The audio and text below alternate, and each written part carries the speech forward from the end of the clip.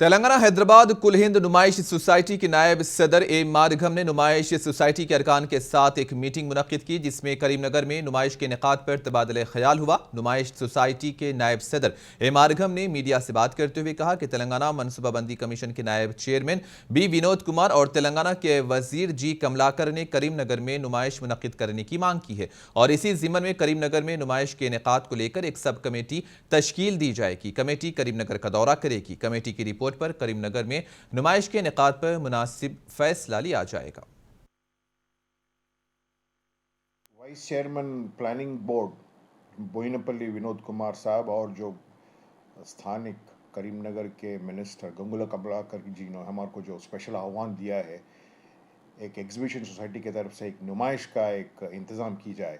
हम उस प्रस्ताव के कारण हम एक स्पेशल मीटिंग, आज स्पेशल मैनेजिंग कमेटी मीटिंग हमने आज बिठाई है। उस मीटिंग में हमें ये तय किया है कि एक सब कमेटी बिठाएंगे।